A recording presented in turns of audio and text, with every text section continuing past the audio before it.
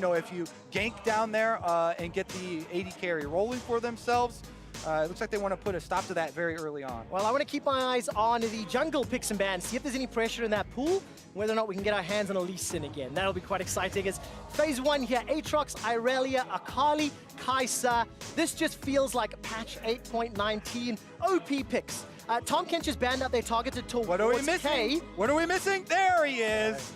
So pretty much all of the top tier picks are out taken off the table. So what rises in value now? So my personal opinion, my eyes always gravitate towards the supports right now because there's some hard engaged supports up. The Rakan is available. The Alistar is available. And between those two, I always prefer the Alistar because with the ultimate, you can survive a bit better. The Rakan does offer quicker, lightning quick, initiations and a little bit longer distance, but those are available. And with, again, Xayah being first picked, it offers the trade here. Are you going to pick up the Rakan here in order to split up the Lovers duo from Mad Team, or do you not want to sacrifice one of your first round picks in order to get that? They've gone with the Gragas, so they have the possibility of those body slam flash plays and the big ultimates coming through, and they are going to double it up and split the Xayah Rakan once again. Yeah, well, K is pretty comfortable on this Rakan. 8 games played, 6 of them wins. But when I look at the Gragas, there's not a lot of games played on the side of Mad Team. Kongyu's only got himself 2 under his belt, and there's actually none for Liang in the top lane, so they're definitely adapting.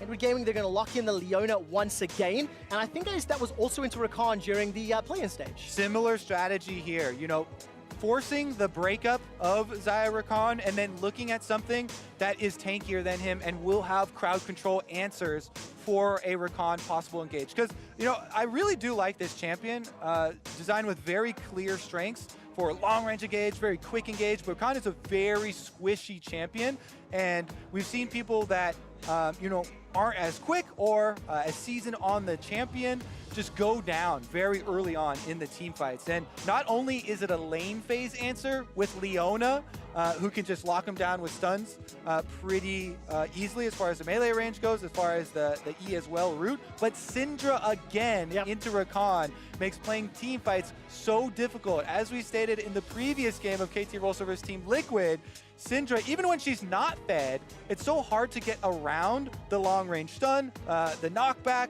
force of will. The zone control is infuriating to deal with. Plus, then you might just die when she presses R on you when you come in for the beginning and you don't get the chance to get back out of the team fight, apply your second especially when you're a Rakan or a Ezreal, for example. But what I do see on the side of EDG, the Syndra, the Leona, the Xayah, these are early game power picks. And look at that, Lee Sin already taken off the table, as is the Darius. I love it when we are in an age and a meta where Haro is just drawing Lee Sin bans. He drew it in the LPL as well. That is a lot of respect for what this guy could pull off on the champion. He is a mechanically intensive player and a very aggressive jungler. Let's go back here, though, to the last pick that Matt did lock in. Spawn was right in thinking that they were going to offer this trade of the Ezreal into Kai'Sa. Excuse me, they banned out the Kai'Sa very early on, Ezreal and then into X. They just pick up the Ezreal, who has been Breeze's most played champion, most comfortable champion for him in the bottom side, and that is going to set up their duo for a bit of, comfortable laning as far as comfort champions go. All right, gonna try to put some distance between this EDG engage and the Mad Team roster. They're gonna lock in Zoe, so leaning a little bit towards that poke style. A little bit of mobility, not what I was expecting. Well, she really did fall out of favor after the last rounds of nerfs. People remember a lot from summer season, if they haven't paid attention to the last few patches of Zoe just dominating and, the bubble and the large amount of poke damage coming through. But yeah, she has not been seen after the last round of nerfs. We'll see if she can actually make use, though, because Mad Team are looking pretty squishy right now, although they do index very highly on long-range engaged. There's the bubble, the flashes from Rakan and Gragas can both be explosive, and Ezreal being a very mobile damage dealer can follow up on those. There is no margin for error, though, because Olaf doesn't care about any CC you want to put in front of you. Call of the Forge God is massive long-range engage, as is the Leona and Syndra stuns that can come down. So EDG have got so many tools to engage from a screen away. Mad Team going to close their composition out here with what looks like a Cho'Gath. I mean, if EDG get ahead, they've got all the tools in their kit to stay ahead and just keep applying pressure. Definitely true. And Mad Team hovering over the possible Cho'Gath answer for the top lane here, tank to tank. Does have the feast for executing, any sort of frontline members that will come in if they do get the 5-on-5, but there's not really a point-and-click CC available. So again, bringing up the ease of execution of the team compositions, it is a lot easier for Edward Gaming to pull off their combinations. However, Mad's combinations will be that much longer range and that much more explosive and quick for themselves. So there is a possibility here, though being the second seed from LMS always does bring a decent amount of weight for Mad Team to prove, because everybody expects and accepts Flash Wolves on the world stage. But it has been very difficult for the second and third seeds to make a name for themselves. Especially when you consider Mad Team were challengers last year. They promoted to LMS, and in 1 year, they've gone from 4th to 2nd to Worlds. And we'll see what sort of splash they can make on the stage with a composition that, quite frankly, is quite challenging to pull off. They really cannot afford to get caught out. They cannot afford to fall behind because of all of the initiation tools sitting on the side of Edward Gaming. And of course, Edward Gaming, they've just qualified through play-ins. They were the strongest looking high seed in the play-ins. I'd say team overall in all of the play-ins, strongest looking team. Universally. I mean, they had, you mentioned the bottom lane a little bit, iBoy. He was playing very aggressively on a lot of his Kai'Sa play. Scout was able to rack up a couple of solo kills. So they definitely are warmed up. Well, we'll find out how much it will help them as EDG take on Mad Team for Game 2 of Worlds 2018. I'm quickly looking down some of the spells. No real surprises that I can see just yet. And Mako, I love that. Flash Ignite. You always have to be ready for and engage the moment Mako gets level 2. As soon as you got the option to EQ in. So I have it built into me, hardwired. Every time I see a Leona in-game, I immediately check if they're running something akin to Fervor because of Misfits and their run last year at Worlds. So does it excite you or disappoint you that it's not there So today? the thing is, with the changes to the runes, Aftershock is definitely the highest value, and you always want to go for that. And it's only slightly less damage, actually. Okay. So it breaks some damage, but yeah, it's the defensive option. It's the standard option. It's what you should choose. Got it. But it has less flavor. It's slightly less exciting. Yeah, I guess nowadays an equivalent might be like Electrocute or Predator or something. That would be awesome. Dark Harvest would make me very happy, but I don't think Nevertheless, EDG, they've gone for that defensive start. We caught a glimpse there of Mako sitting behind the red bush, and I think he just got spotted out by K and by Breeze. Now, it's K and Breeze that were picked up by the AHQ Challenger team. The top trio were the 3 core members of the team that have helped Mad Team go up. So take a look at that. Level 1, Zenith Blade goes in, some good damage from iBoy. But it is really on to K, and at the same time, Scout jumps onto Uniboy as well. Yep, in the mid lane, bit of a decent trade here, honestly. Scout already level 1 here on Syndra. Did find the early Q, was going to miss that one. Aro, though, as we transition into the jungle. Started Wolves, by the way, transitioning over to Blue afterwards into an early scuttle for himself here. Now, all teams, you can see these rivers in the, or these wards in the river. These are your Scuttle Crab scouting wards that everybody wants to place in order to not get double scuttled like we saw in the last game. Which should be fairly rare, and that's why on your mini-map, you can see Kong Yu on the Gragas immediately goes for bottom scuttle as they got vision of Olaf. All right, so going to be a trade there as far as river vision is concerned. Somewhat as expected because that level 1, iBoy and Mako, they're pushing into Breeze and K, and EDG, I'm looking across top and bottom, and shoving towards Mad Team, although this minion wave, I have something to say about it. For the time being, just trading as usual. Ray getting a very good chunk, but it's just every glimpse we look at is EDG with very small advantages on my team. Here comes Kong Yu for an invade. I don't know if he was spotted. I couldn't quite see if that ward caught a glimpse. Yeah, the little river entrance ward. Yep, there we go. Able to Didn't give need. them some information. And Haro is going to be able to trade effectively on Olaf. The only way that works out is if you've been unseen. So I'm gonna think maybe you only kind of have to go for that play if you have a sweeper or if you've been able to really track those early trinket placements. All right, so Zenithblade catches onto Breeze. He manages to buffer up the arcane shift and gets out to safety. But iBoy and Mako, I can't not watch this lane because the players have already shown throughout, the play-in stage on the world stage here that they really want to go in. And when you've got a champion like Leona, she's really only at her best diving into the enemy's faces. Yeah, Leona definitely has a lot of answers for Rakan as well, as we can see early on in the lane phase, and getting a lot of use out of that aftershock. So we can return to it. We were kind of joking before about, offensive runes for the champion, but aftershock is just so perfect for her because it's loaded with stats. You get defensive resistances as soon as she goes in, whether she lands a Zenith Blade or an ultimate, or even gets melee range for the Q, and you get a little bit of extra damage exploding afterwards.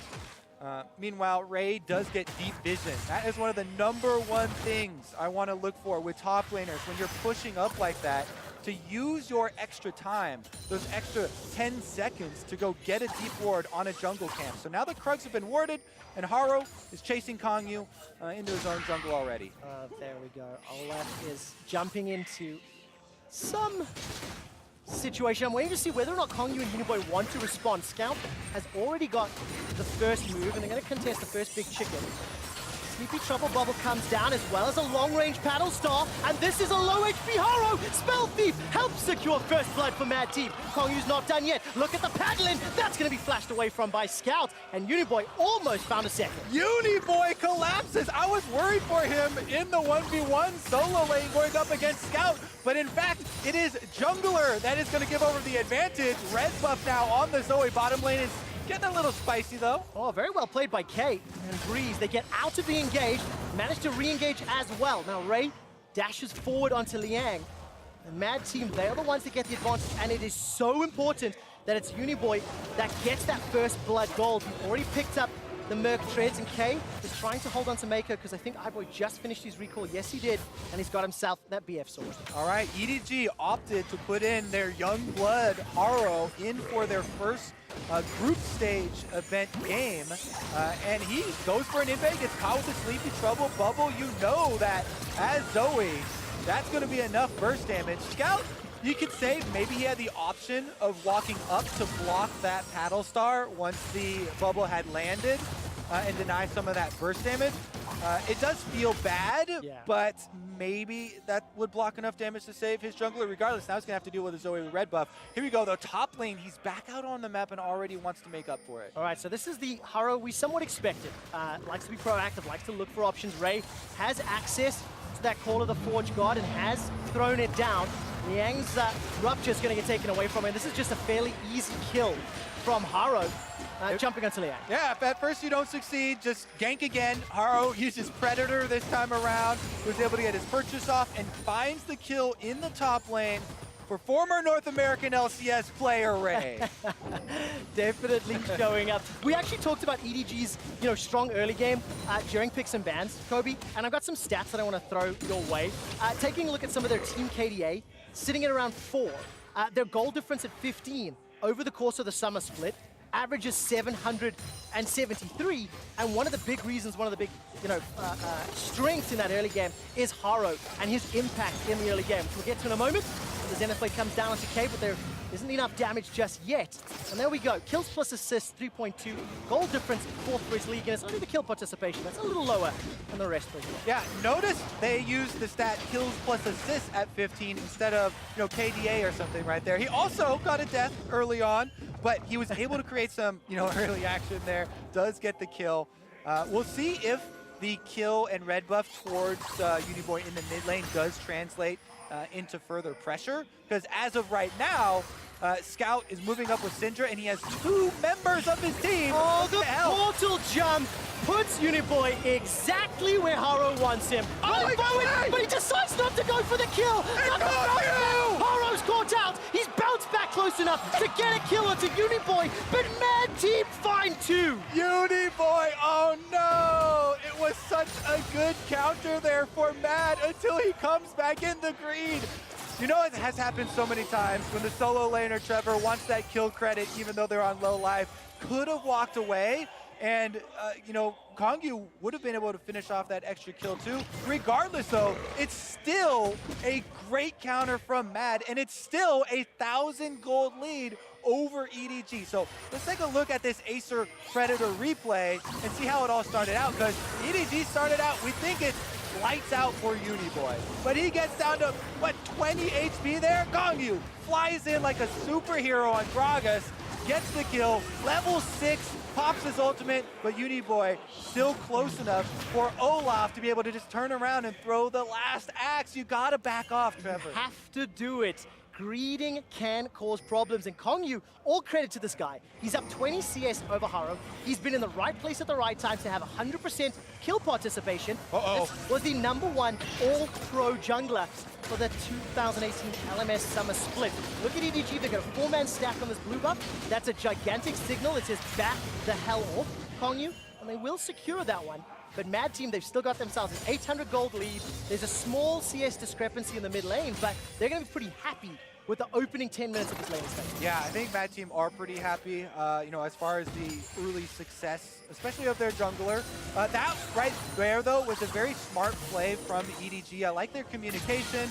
Their bottom lane of iBoy and Mako has been constantly pushing in that of Mad Team and using that bottom lane pressure to go for the invade, get the blue buff again here for the Syndra in the mid lane.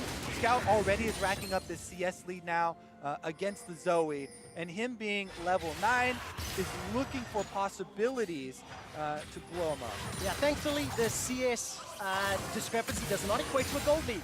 Uniboy's kill plus assist, remember he got that first blood bonus, is sitting bang on even just behind this minion wave in gold, Raptor. And for Mad Team, starting to scale up. We saw that Sheen picked up by K, Breeze making his way towards that first item spike. And, you know, we touched on the Ezreal versus Kai'Sa. It's not quite the same against iBoy, who's already got the Storm Razors, comes into power a little bit earlier, a little bit quicker.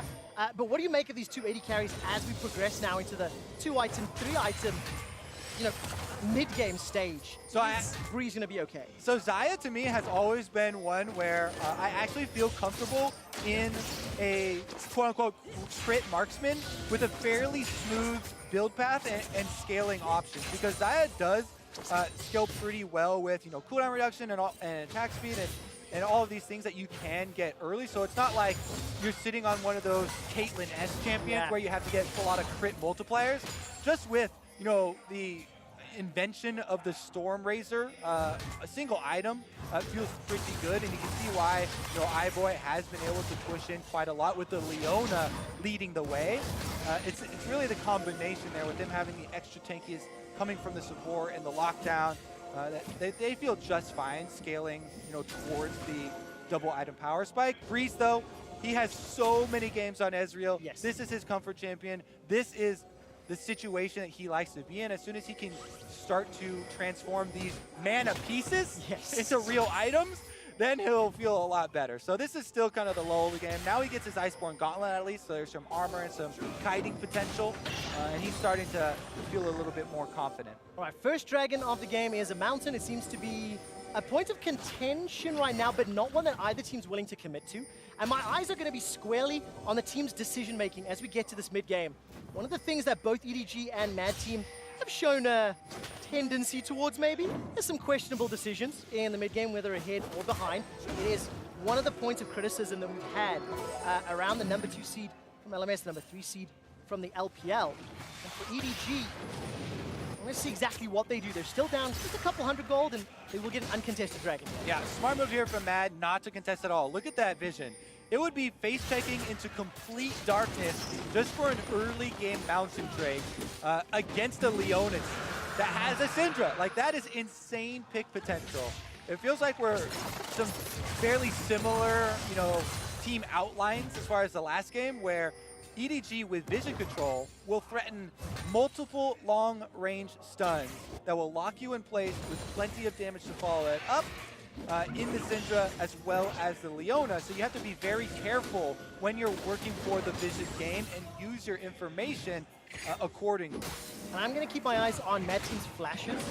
The moment they are unavailable, they became instant targets for Ray and Mako to look to shut down. But for the time being, no towers secured yet.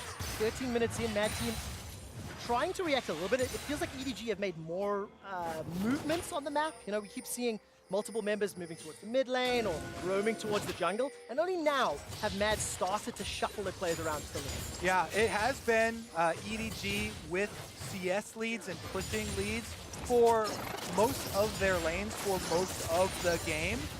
The gold lead being very slightly in Mad's favor is again a testament to good timing from jungler as well as the support roam there that Kay was able to make up towards the mid lane. Yep.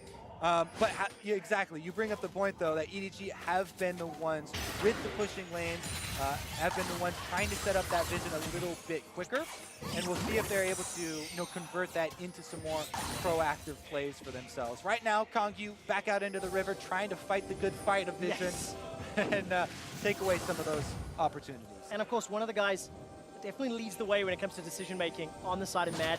Look at the item spikes, by the way. One item for pretty much everybody. Uniboy, a little bit of thrift shopping, hasn't yet completed a big ticket item, but will do so very, very shortly. So what does the Mad team want to do to win? When you've got a Zoe, Ezreal, it feels like keep them at bay and just poke them down until you can take objectives. And what other options do they have to them? Yeah, I feel like you've got to make picks. Make use of the Sleepy Trouble Bubble angles, going over walls, going into river opportunities through the jungle, because as we said again, you have Gragas and Rakan. This is a combination of very good follow-up if one of those Sleepy Trouble Bubbles like that one just fired would land, or even starting off yourselves. But they just don't have the innate stats to pull it off. So when you don't have the raw stats to go head-to-head in a fight, you have to make use of those timing windows and trying to pick people off and maybe a little bit of extra information. And you're talking about some of the resistances there. Scout gets tagged by the Paddle Star, instantly gets chunked down. And of course, just a quick update. Sorry, Kang Ye, that is the jungle for Mad Team.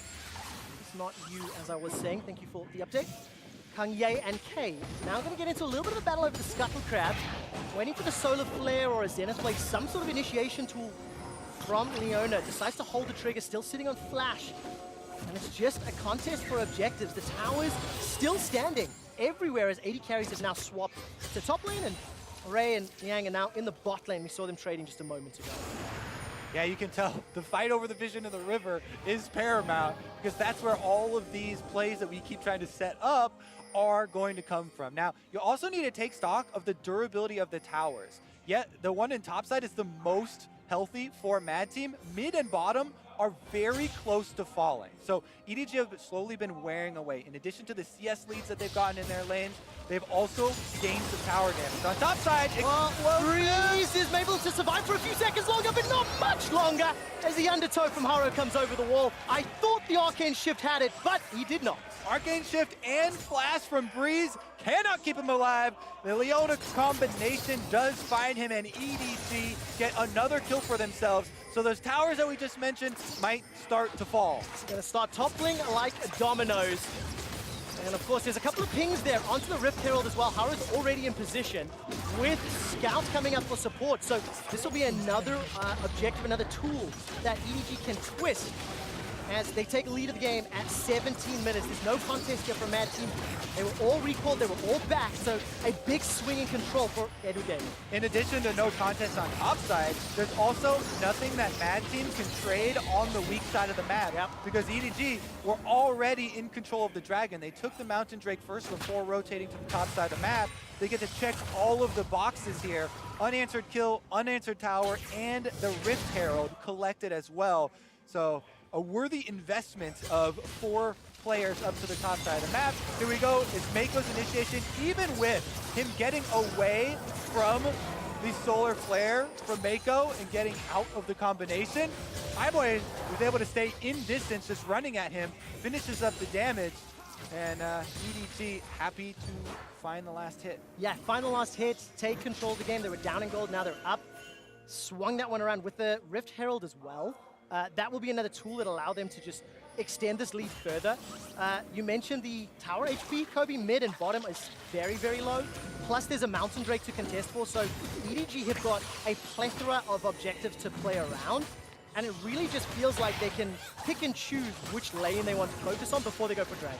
Exactly, and with this setup, having a teleport ready on Ornn, the options are everywhere for themselves. It's another Mountain Drake, so they would probably rather have a more explosive Drake, but Mountain number 2 would mean that they could honestly 20-minute a Baron here. Yep. So Rift Herald is using mid lane to try and take this tower down and open up the map for themselves a little bit more, try and get some deeper wards into Mad Team's jungle to allow them to threaten the Syndra as well as Ornn long range start to a fight.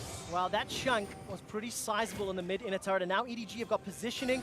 Solar Flare is available as well. I'm looking for a target. That's a stun onto K. He uses the cleanse, hops over the wall, waiting. Leanne to go in, did not decide to do so instead. EDG again backing away. Look, there's 100 million pings on this Mountain Drake. Very clear the objective they want to fight around. All right, Kang is actually moving into position here as the rest of Mad Team are coming through the jungle, and Breeze getting some poke damage with the Ezreal. Of course, the longer EDG are in the pit, the happier Mad Team are going to be. Ezreal and Zoe, they want to get the poke down. Claw the Forge Guard comes out, but Breeze is able to arcane shift over the wall. That's the engage with the quickness of the knockup. K jumps back out. Liang is left in the middle of the team as Mad simply cannot get close enough. The Paddle Star goes in between EDG, but there's no goal scored. Body slam interrupted. Liang manages to pick one up onto Mako. Mad Team continue to chase forward. Here comes Uniboy. He's flashed forward, used that spell thief as well.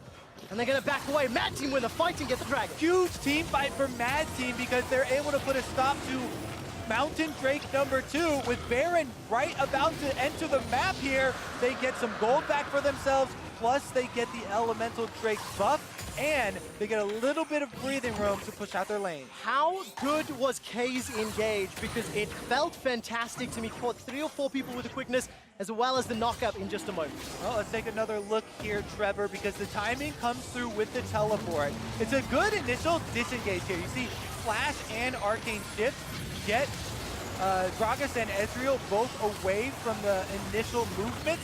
And then, as you said, K goes in with the Rakan to set them up. They've held Gragas Ultimate this whole time, though. And it's all about the bubble landing, forcing the re-engage here, allowing the setup for Gragas combination to find the kill. After that, they try and take a little bit with the flash, but it's enough to earn them the objective and put a stop to EDG racking up all of these consecutive victories. 21 minutes into the game, and Mad Team are down 1,000 gold. It does not feel like EDG have a significant sort of lead, but you can feel the moment some of these initiation tools are used, every single thing is thrown into the team fight, and whichever team connects more spells feels like is who's going to win out in the trade. Vision contested, and as you mentioned, one mountain apiece. Baron will definitely be a point of contest for the coming minutes. Yeah, after they get back onto the map though, again, instantly EDG pushing up both side waves, and they might be able to get the last outer turret for themselves as well. Ray on the bottom side with the Ornn push it all the way into the turret, while the rest of EDG are threatening around Baron in the consistent vision game.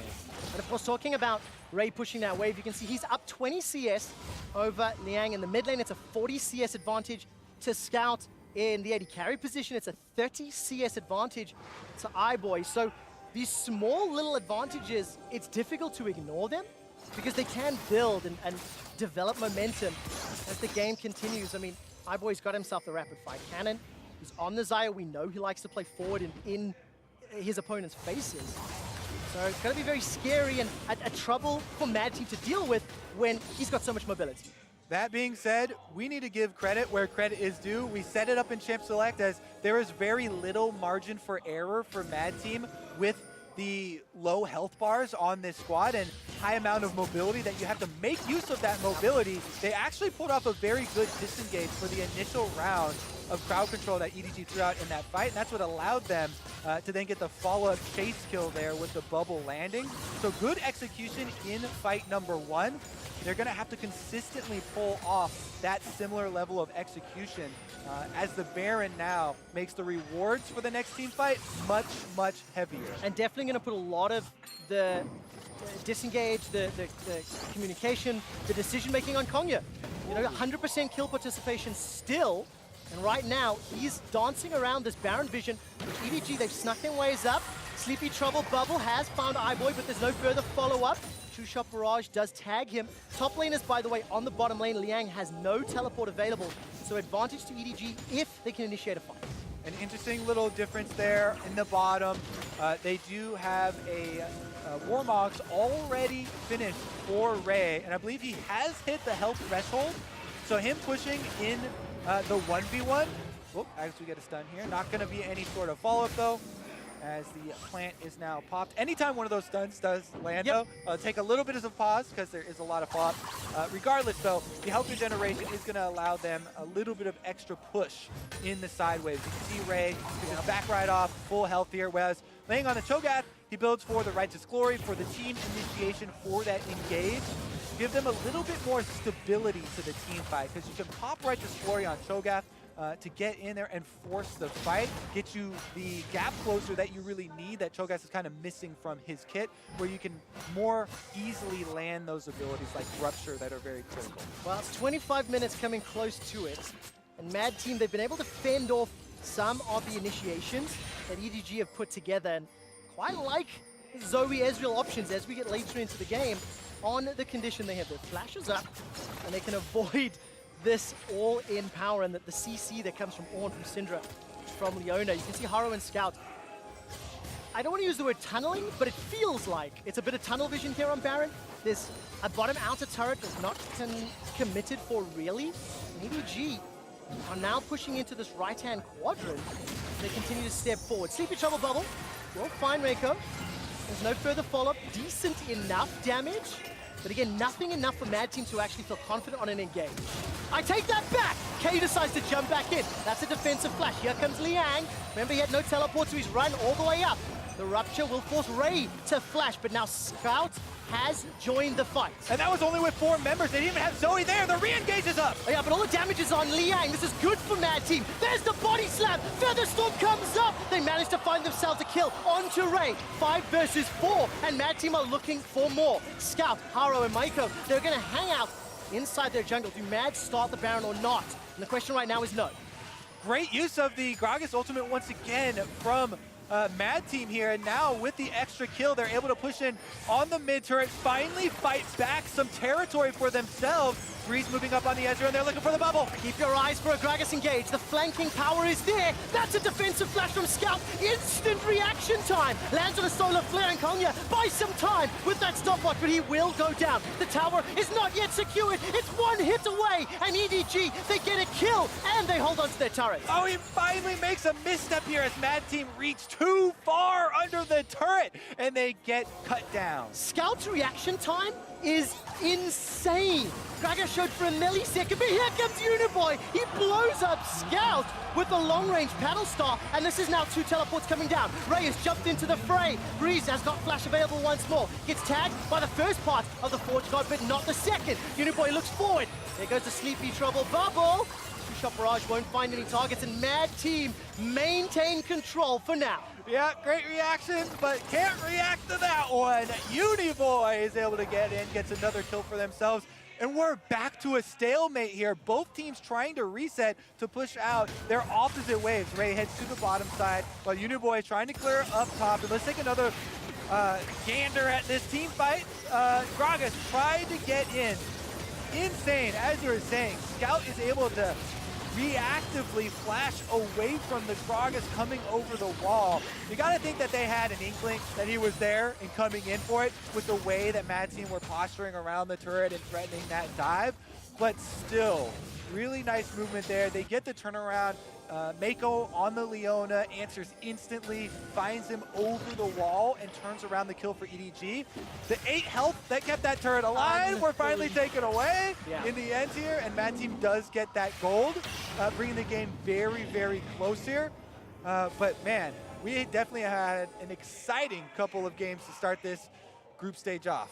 Well, at 25 minutes, you can see the stats on your screen. With the lead, EDG were 22 and 4, and with the deficit, Mad Team are 3 wins and 14 losses. I think this game is fairly even, albeit it wasn't at 25 minutes.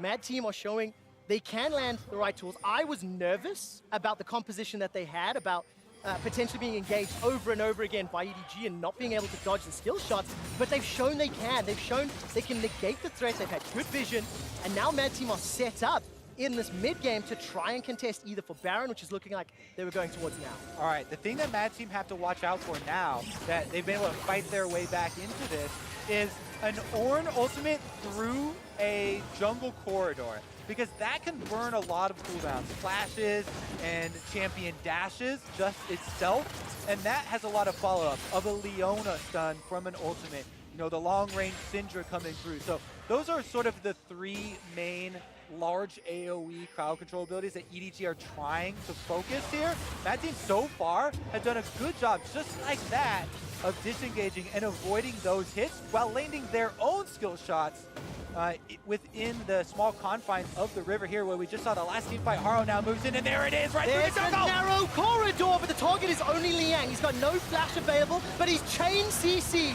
locked down and shut down. It's Scout that picks up the kill. Breeze is trying to poke from the side, and so is Uniboy.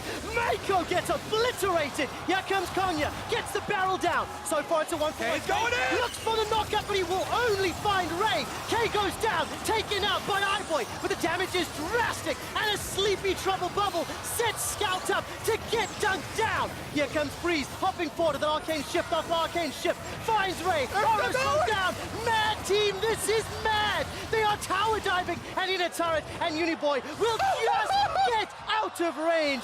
Mad Team at 30 minutes.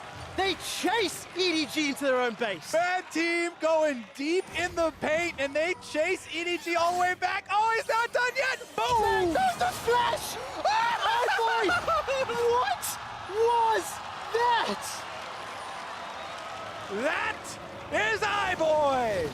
Oh my God, reactions galore, Trevor. He sees that thing coming a mile away. Skill shots from two different angles. I think actually, in that case, too many. Okay, let's take a look at the beginning though. We'll get to that one when we get there. As we said, Ornn ultimate can fill up the entire jungle pathway here, and there's no way a wide champion like Cho'Gath is going to be able to avoid it. Doesn't matter though, because on the outskirts, they get the focus fire down onto Mako, take down the support. Then you know K is coming in, but it doesn't matter. Okay, stick it to the left. Now, he didn't have vision of Zoe, so I'm thinking the Ezreal ult actually ruined it because he saw the Ezreal ult. I don't think he would have reacted to just the Zoe. As we get, yeah, that's what it looked like. It was a bunch of fog of war. What it looked like. How do you react? Honestly, though, I think that might have been a case of too many skill shots, and the bright Ezreal ult was what he reacted to. But look at that, he also got the kill as soon as Zoe popped up. So all credit to iBoy there.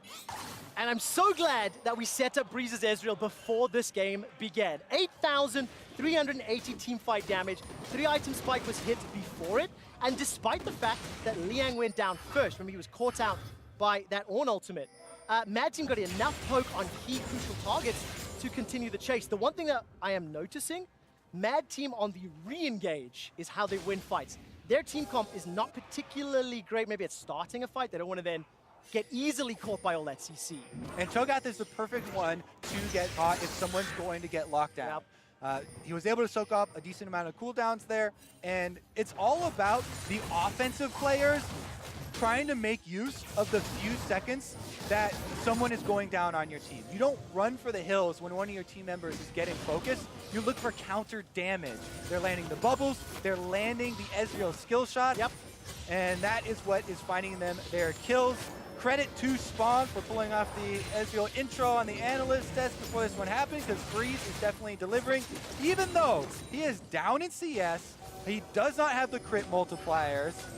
He's just making it work with Mystic shots. He's getting enough time to get enough Mystic shots off in these team fights. And, you know, it's 33 minutes in. EDG, of course, the number 3 seed coming out of the LPL. And Mad Team has something to prove. A former challenger squad. And now they're going toe-to-toe. They're looking set up to take an advantage, but this game is still too close to call as both teams are posturing once again around Baron.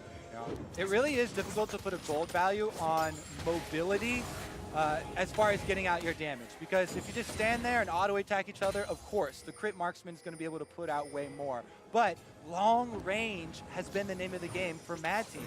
Zoe and Ezreal finding bubbles, finding poke damage, and then also having the opportunity of these all-in players with Gragas and Rakan pulling the trigger at the right time has been the key to them keeping it so close. And we keep saying this with EDG actually being the ones with the gold lead here. Yes. So it's a very slight gold lead, but EDG still, they feel just fine about pulling off the team fights because they do have what I would say is more reliable and easier to pull off as far as the AoE comes through and the crowd control that they would want to set up.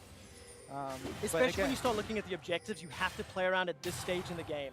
You know, Dragon will be coming up. It's the last elemental before Elder. Baron has been a point of contact for a while. EDG have not turned themselves into fish in a barrel by starting it and then, you know, getting poked down by Uniboy Zoe, who's got a Death Cap, Ludens, as well as Void Staff. Mad Team continue to defend, continue to hold off against EDG, but this is the first time to have a really serious commit here onto the Baron. It is being melted down.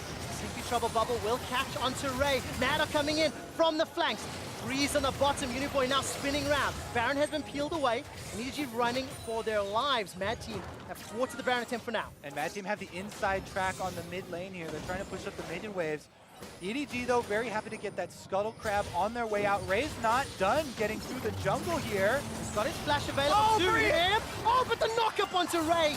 His Call of the Forge God cannot be sent back into Mad Team. Breeze, I thought, was so close to going down just as his flash became available. Yeah, that was a risky move, and even though he got out, those are two critical cooldowns that Breeze had to use to live. His QSS and his flash blown because of that pincer movement from EDG and Scout.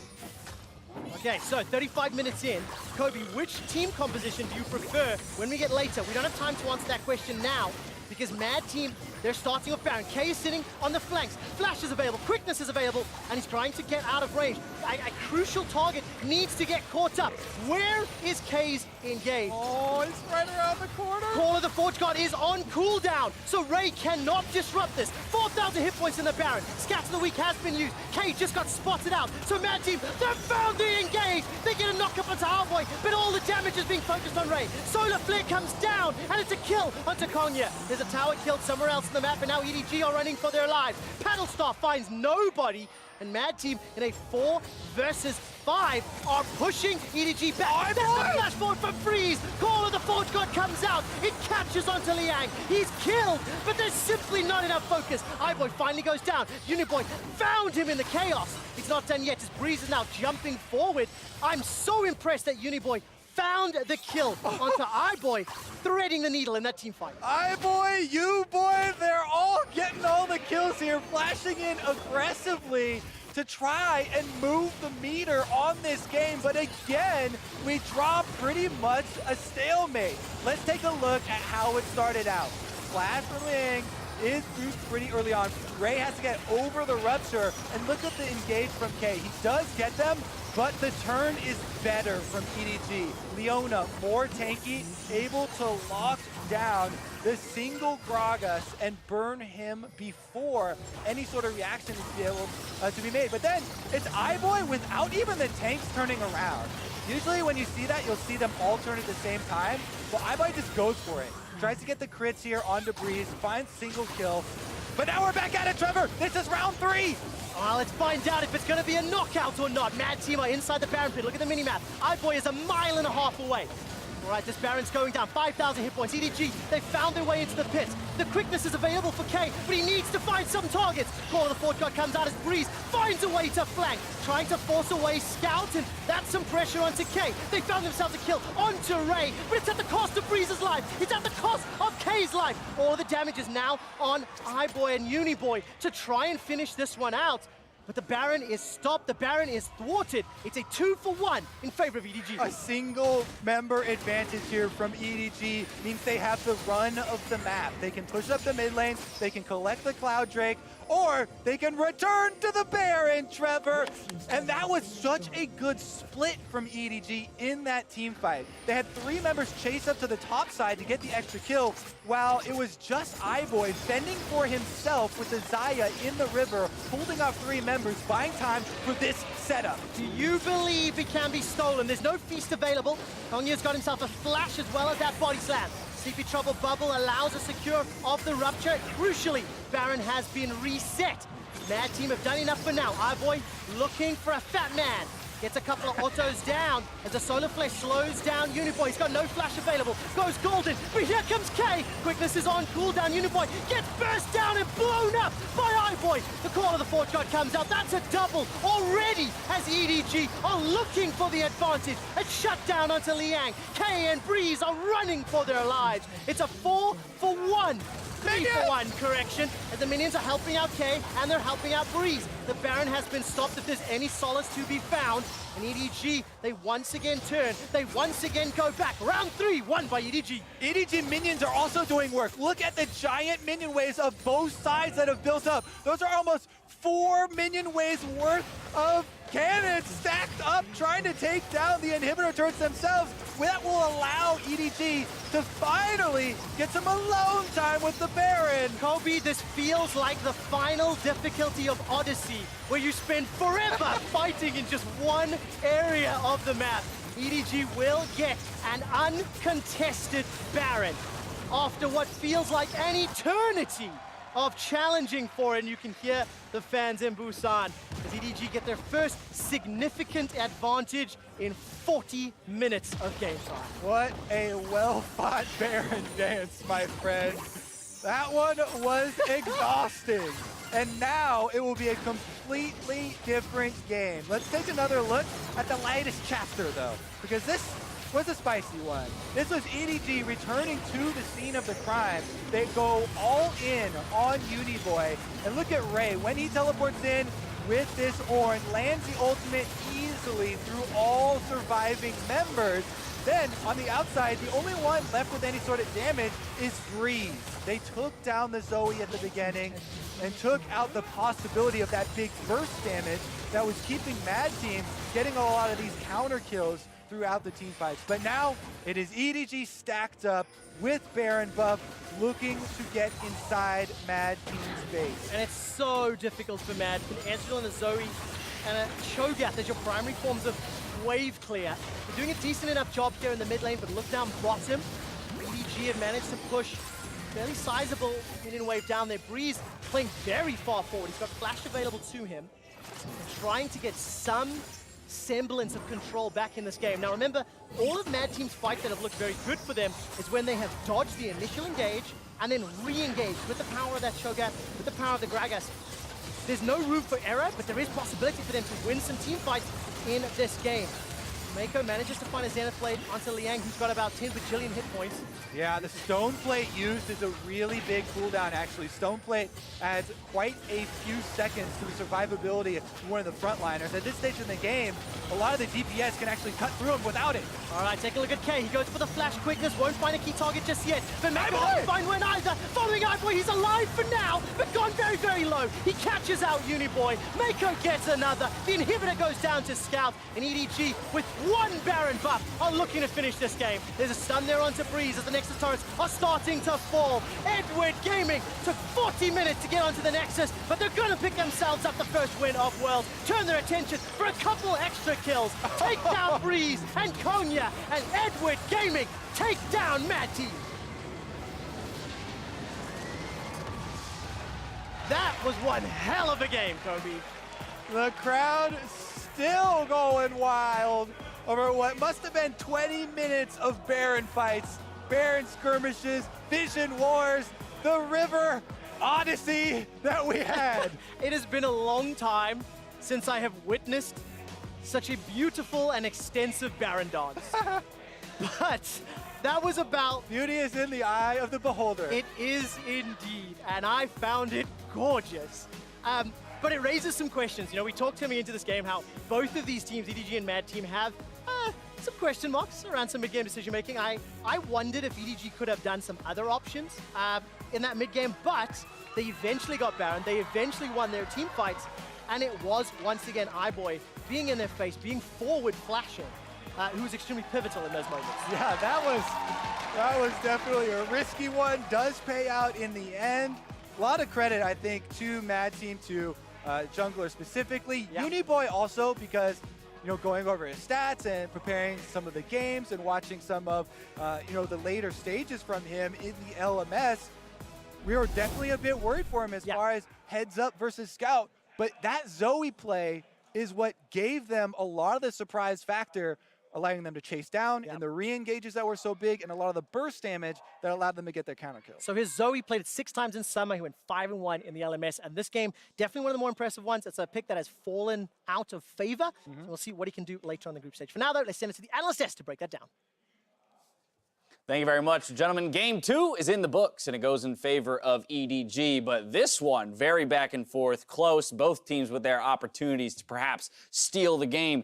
The first place I want to go, though, is the ADC conversation, because that's what we had prefaced the entire game with. The idea that Mad Team loves this Ezreal, in particular against the Kai'Sa. Kai'Sa banned out, still pick it into the Xayah. Yeah, and the other ban was the Tahm Kench, so they still played it with a Rakan, which is a much different feel. I think that they thought that they would be able to have some priority once they got to that spike. Unfortunately for Kay, he spent so much time out of lane trying to control with Kongye that he wasn't actually able to pull any of that together. But the Ezreal pick in itself actually did have a team fight during that mid game where we saw that mobility, where we saw the ability to, you know, force the Xayah away at the start and control the areas that made it justify the pick. It just went too late in the end for really anything to go its favor. And I really want to talk about these team fights, and it's hard because sometimes it can be quite like an abstract concept to really understand, but Edward Gaming have this huge problem in team fights where they just only go in. And you can see it a little bit in some of these skirmishes where they're flying past towers and they're overextending, overreaching, getting caught in the cookie jar.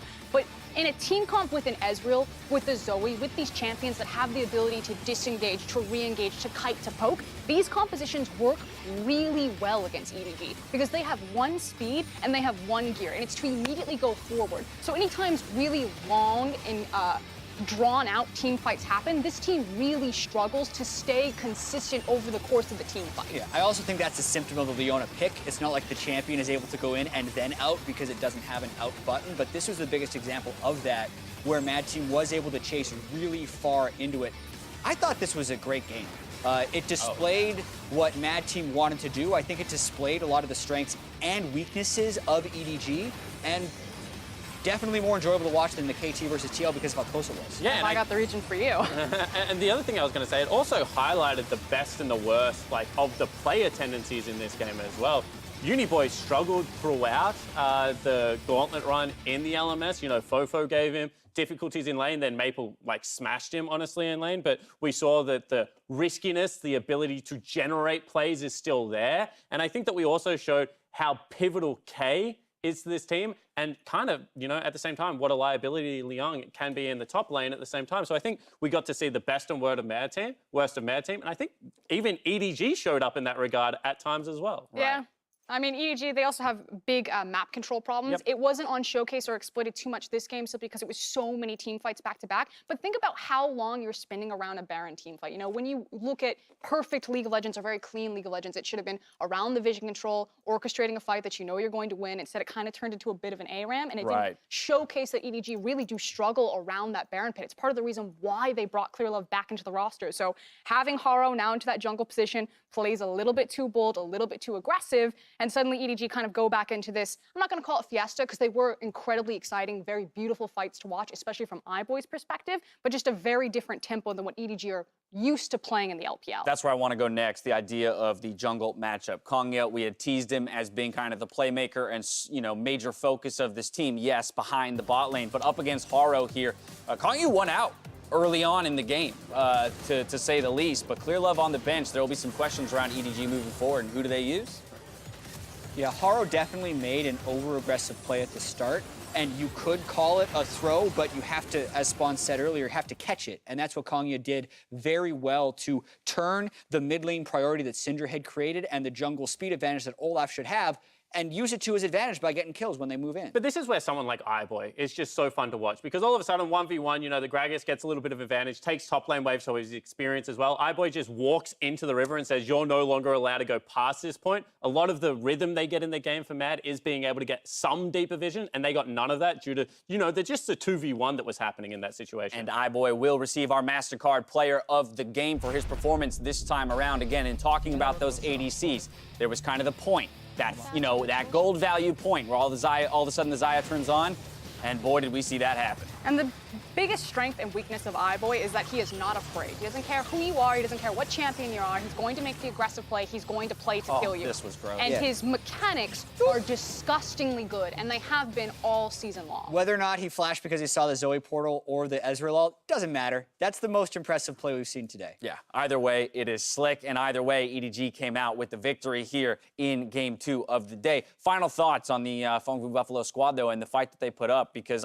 I'll admit it, I was sitting here at the top of the day saying I didn't think that Mad Team would necessarily take a win in this group, but based on that performance, by all means, they're capable of it. Yeah, absolutely. I think what they will take away from that is that we need to get some more pressure in the early game, and that will give us more of an ability to generate a lead as opposed to sticking in it. And then I think that their team fighting needs to be cleaned up in the late game, because if you're going to go that deep into a game versus a team like EDG, you do have to stand a little bit taller, especially around their tank line. And it's going to be a really fierce fight for second place in this group because both these teams were super close and we haven't seen how TL matches up against them. Table has been set, ladies and gentlemen. Coming up next, we got Fongbu Buffalo from the VCS, making their Worlds debut against the Flash Wolves. See that matchup after the break.